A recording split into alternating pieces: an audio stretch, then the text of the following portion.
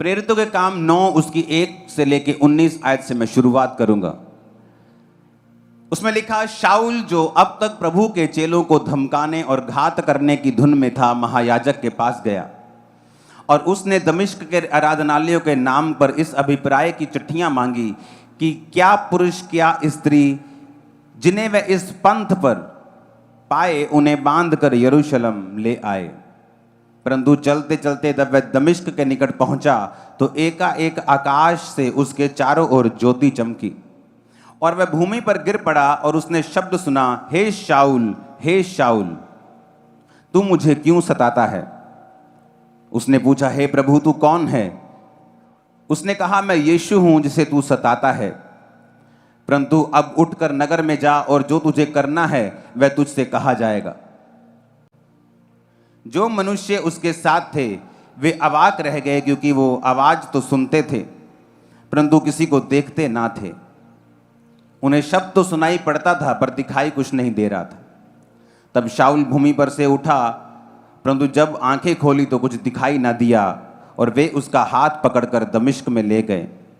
वह 3 दिन तक ना देख सका और ना उसने खाया और ना उसने पिया। दमिश्क में हनन्याह नामक एक चेला था। उससे प्रभु ने दर्शन में कहा, हे हनन्याह। उसने कहा, हाँ प्रभु। तब प्रभु ने उससे कहा, उठकर उस गली में जा जो सीधी कहलाती है और यहूदा के घर में शाऊल नामक एक तरसुस वासी को पूछ, क्योंकि देख वो प्रार्थना कर रहा है।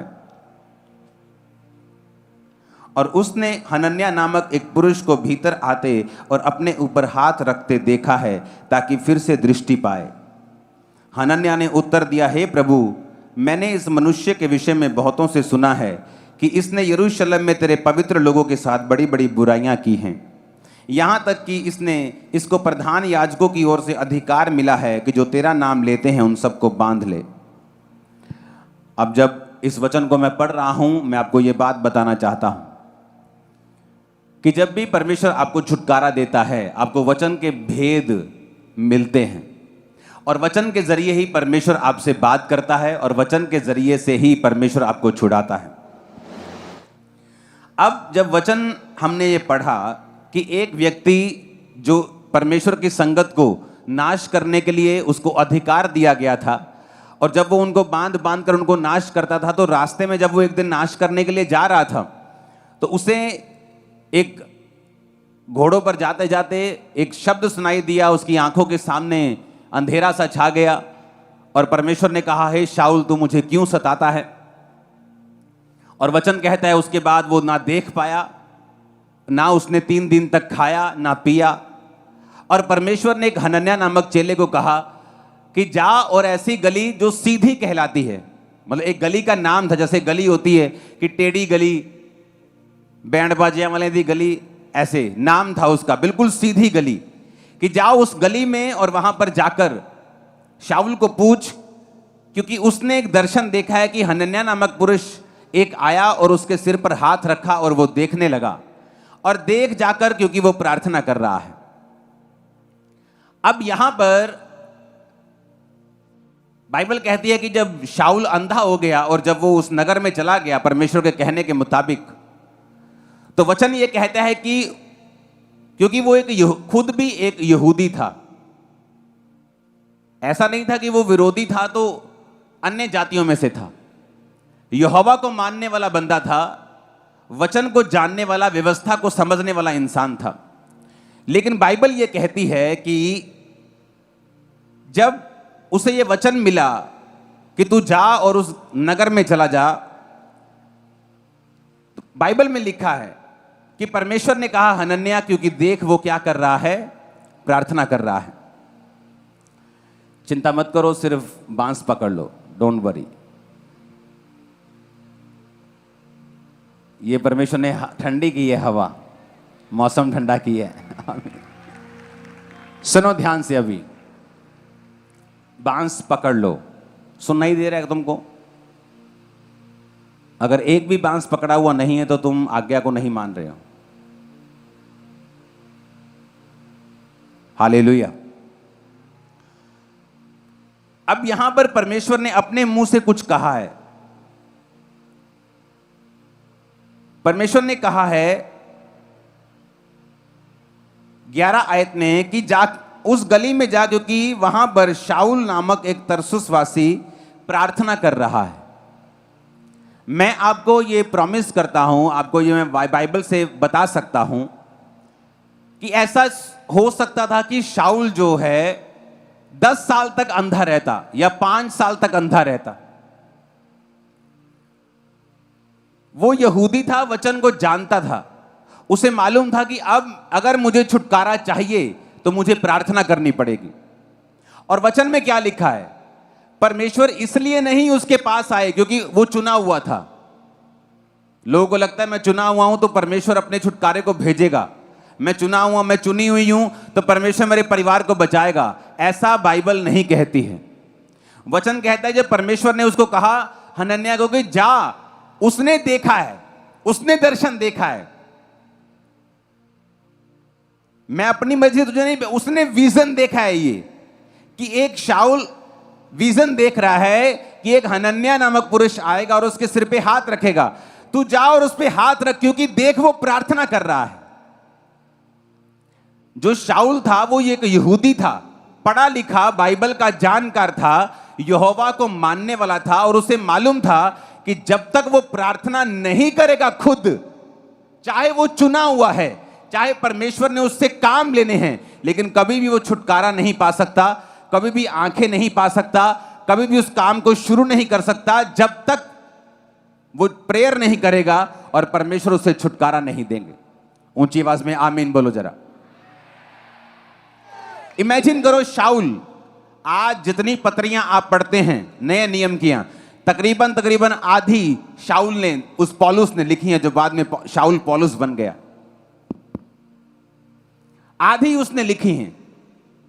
जब परमेश्वर को यह मालूम था कि आधी पत्रियां इसने लिखनी हैं, कितना इसने काम करना है, तो भी बाइबल कहती है परमेश्वर ने इस बेस के ऊपर उसे छुटकारा नहीं दिया।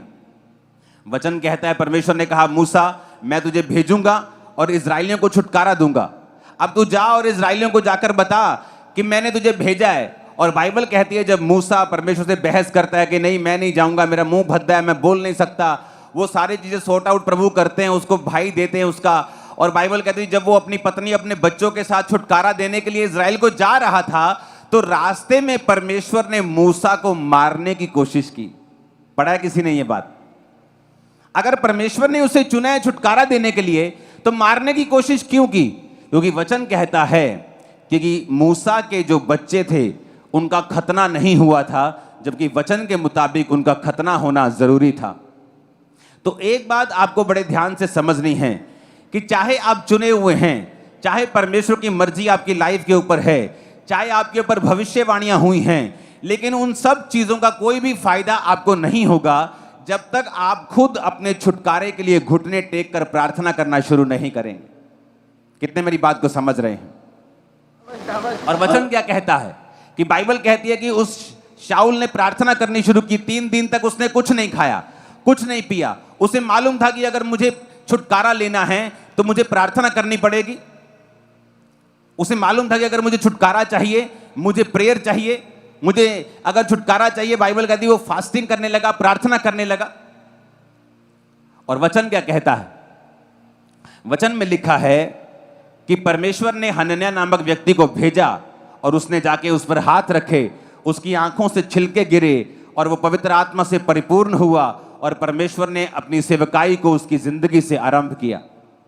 जिस दिन आप प्रार्थना करना शुरू कर देंगे, जिस दिन आप अपने घुटनों पे आ जाएंगे, जब आप खुद समझ जाएंगे कि परमेश्वर ने मुझे प्रार्थना करने के लिए बुलाया है, मेरा छुटकारा प्रार्थना में है, उपवास सहित प्रार्थना में, उस दिन आप देखेंगे किस तरह से एक बड़ा हाथ आपकी लाइफ में परमेश्वर का आता है और आपकी लाइफ में एक बड़ा छुटकारा आपको मिलता है। मैंने अपनी लाइफ में, कैमरामैन बहुत रश है तुम्हारा, मुझे पीछे दिख नहीं रहा, तुम अलग अलग हो सकते हो, पीछे पीछे हो सकते हो, बैठ सकते हो, कुछ कर सकते हो, ये तो हट जाओ, जरूरत नहीं कैमरा की, मुझे भाग जाओ इधर से। तुम्हारा हेड ही आना ही था, कल नहीं तो तुम्हारी मीटिंग थी सबकी, और भाग जाओ, इतने लोगों की जरूरत नहीं है मुझे। सब हालेलुया बोलो जोर से। अब पहला काम जो आपको करना है वो है उपवास सहित प्रार्थना। अगर आपको छुटकारा चाहिए, कितने मेरी बात को समझ रहे हैं? अगर आपको छुटकारा चाहिए तो क्या करना है आपको? उपवास सहित। अगर मूसा, अगर शाऊल, इसको परमेश्वर ने बख्शा नहीं और परमेश्वर ने कहा देख वो प्रेयर कर रहे हैं, तुझे वहां जाना होगा। वो शाऊल प्रार्थना कर रहा है और तुझे वहां जाकर उस पर हाथ रखना होगा। और वचन कहता है परमेश्वर ने उसे छुड़ाया। सेकंड, जब हम दूसरा कुरिन्थिया 9 और उसकी 6 आयत को पढ़ते हैं, वहां पर भी एक बड़ी अजीब बात लिखी है। उसमें लिखा है, परंतु बात यह है जो थोड़ा बोता वो थोड़ा काटता है, और जो बहुत बोता है वो बहुत काटता है। प्रेरितों के काम 10 उसकी 30 और 31 आयत में लिखा है, कुरनेलियस ने कहा इसी घड़ी पूरे 4 दिन हुए कि मैं अपने घर में तीसरे पहर प्रार्थना कर रहा था, और देखो एक पुरुष चमकीला वस्त्र पहने हुए मेरे सामने आ खड़ा हुआ। क्या कर रहा था वो कुरनेलियस? अपने पड़ोसी को बोलो, प्रार्थना कर रहा था। ऊंची आवाज से बोलो, क्या कर रहा था वो? फिर से बोलो ऊंची आवाज में, क्या कर रहा था वो? फिर से बोलो पड़ोसी को, क्या कर रहा था वो? हिलो मत, बारिश में बैठ जाओ। तुम मोम के नहीं हो, पिघलोगे नहीं तुम, ना ही बह जाओगे। डोंट वरी, बैठ जाओ। ये छत है मेरे ऊपर, इसको मैं हटा देता, बारिश में ब्रिज चलता। आमीन। अपने पड़ोसी से बोलो, बोलो क्या कर रहा था वो? शाऊल क्या कर रहा था? कुरनेलियस क्या कर रहा था? अब जब शाऊल की लाइफ में हीलिंग आई तो कैसे आई? प्रेयर के द्वारा और फास्टिंग के द्वारा। अब बाइबल कहती कुरनेलियस भी जब तीसरे पहर प्रार्थना कर रहा था तो एक दूत उसके सामने खड़ा हुआ। तो क्या कहा उसने? कहने लगा, हे कुरनेलियस, तेरी प्रार्थना सुन ली गई है और तेरे दान परमेश्वर के सामने स्मरण किए गए हैं। क्या कहा परमेश्वर ने? तेरी प्रेयर को परमेश्वर ने क्या किया है? सुना है। और तेरे दान परमेश्वर के सामने क्या किए हैं? याद किए गए हैं। 2 चीजें अगर विश्वासी की लाइफ में नहीं हैं, पहला प्रार्थना, दूसरा दान। पहला उपवास सहित प्रेयर, दूसरा बोना, दान, टाइथ, ऑफरिंग। वचन कहता है दूत आया और दूत ने कहा, हे कुरनेलियस, तेरी प्रेयर सुन ली गई और तेरे दानों को याद किया गया है। जब आपकी लाइफ उपवास में और प्रार्थना में चली जाए और आप बोना शुरू कर दें, ए लड़के यहीं बैठ जा, ये गीला होता तो हो जाए, बैठ जा यहीं पे। अपने पड़ोसी को बोलो, दान करना, उपवास सहित प्रार्थना करना।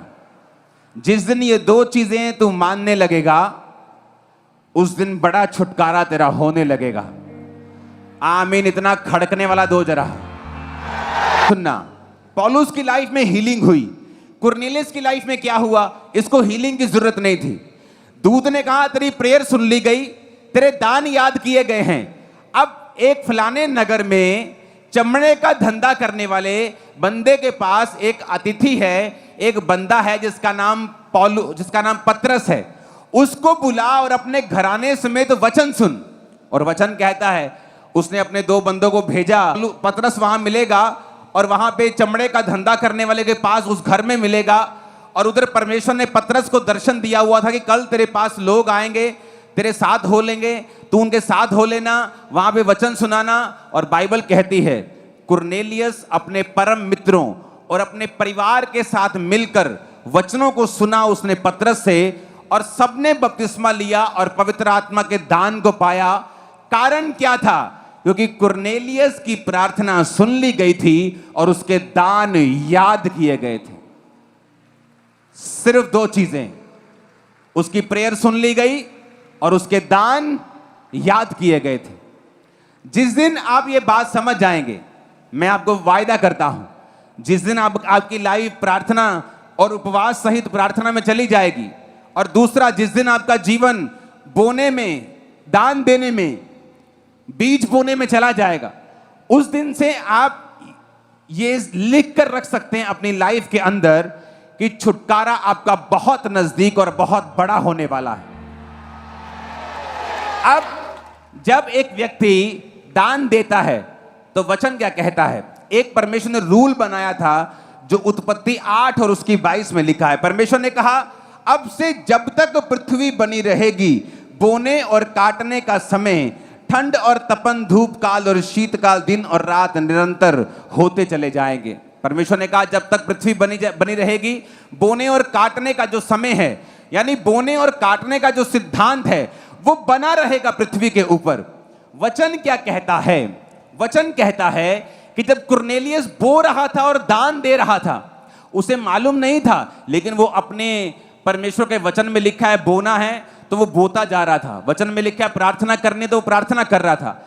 लेकिन एक दिन परमेश्वर ने उसकी प्रेयर को भी याद किया और उसके दान को भी याद किया, और क्या हुआ? उसके घर में साल्वेशन हुई, मुक्ति आई। कुछ लोग बड़ी कंप्लेंट करते हैं, मेरा भाई नहीं बचता, मेरा बाप नहीं बचता, मेरी माँ नहीं बचती, मेरे लोग नहीं बचते। क्यों नहीं बचते? आपकी लाइफ में दो चीजें होनी चाहिए, एक उपवास सहित प्रार्थना, और दूसरा बीजों को बोना, दान को देना, टाइथ को देना।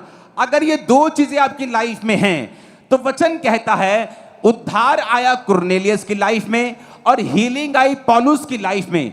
तो उद्धार भी आपकी लाइफ में होगा और हीलिंग भी होगी यीशु मसीह के सामर्थी नाम में। और मैं इस वचन को जब आप पूरा करेंगे, मैं आपको भविष्यवाणी दे रहा हूं, मैं आपके परिवार में हीलिंग को होता हुआ, बड़ी हीलिंग को होता हुआ देख रहा हूं, बड़े छुटकारे को आपकी लाइफ में होता हुआ देख रहा हूं। मैंने ऐसे लोगों को आते हुए देखा है जो मेंटरशिप के नीचे हैं या और भी विश्वासी हैं, चर्च के साथ जुड़े हुए हैं, चर्च में आते हैं, बोलते हैं हमने आपको इतने लाख का बीज देना है। मैं सोचता हूं परमेश्वर ये इतना बोते हैं। और जब मैं उनके लिए प्रार्थना कर रहा था तो थोड़े दिन बाद मुझे उनका मैसेज आया कि परमेश्वर ने हमारे लिए एक बड़े रास्ते को खोला है, एक बड़ा प्रोजेक्ट हम शुरू करने जा रहे हैं, ये करोड़ों का है। मैं बड़ा हैरान हुआ। मैंने कहा ये आपका प्लान था? कहते नहीं, हमने कभी सोचा भी नहीं सपने में, लेकिन जब हमने बीजों को बोया तो परमेश्वर ने हमारी बुद्धि को खोल दिया, आइडियाज परमेश्वर देने लग गया और हमने एक बड़ा प्रोजेक्ट खोला है। और परमेश्वर ने मुझसे कहा वो प्रोजेक्ट इतना कामयाब होगा कि जिस कारण वो बीज बो रहे थे वो भी छोटा हो जाएगा प्रोजेक्ट उसके सामने जो परमेश्वर उन्हें देने वाला है। जब मैं कनाडा में था तो इस बार मैं किसी पॉलिटिशियन से नहीं मिला। मुझे मीटिंग में, बहुत बड़ी बड़ी मीटिंग्स थी, बहुत टाइम लगा मीटिंग्स में, और उसके बाद मैं एक आइलैंड पे चला गया और वहाँ मैंने अपने परिवार के साथ एक समय को बिताया। तो मुझे अमेरिका से एक फ़ोन आया जो एक व्यक्ति बिलियनर है।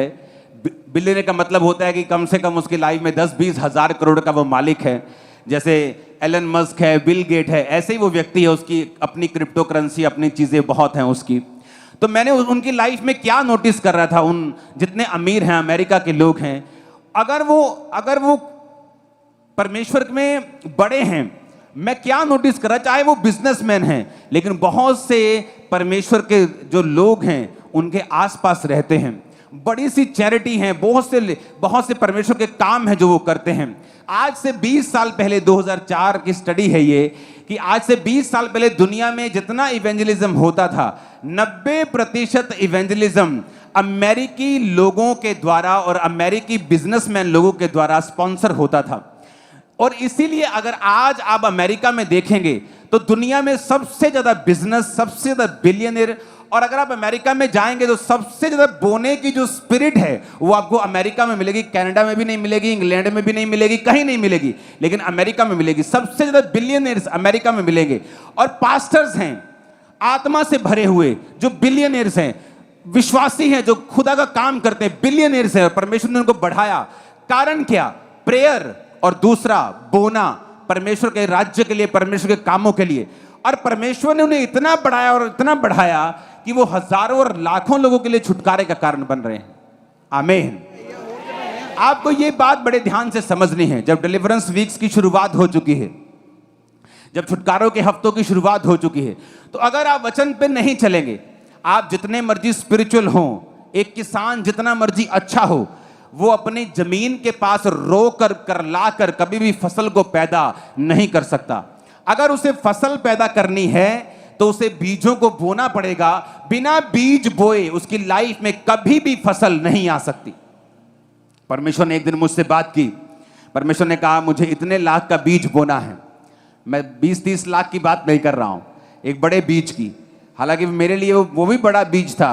अगर वो इतना बड़ा मैं बीज बोऊंगा तो बड़ी चीज़ें, तंगी आ जाती है काम करने में, चीज़ें करने में, तो कुछ देर फिर लगते हैं उसको पूरा होने में, फिर काम शुरू होता है। लेकिन जब भी परमेश्वर हमें कुछ करने के लिए बोलता है, हमें छुटकारा मिलता है। मैंने परमेश्वर की आवाज़ को सुना, मैंने उस बीज को बोया, दिनों में रास्ते खुले, दिनों में सेवकाई ने वो जंप मारा जो इमेजिनेबल नहीं था। इतना बड़े हम उस बीज के बाद। रीजन क्या? जब भी परमेश्वर आपको छुटकारा देता है, वो अपने वचन को भेजता है, अपने वचन को भेजता है।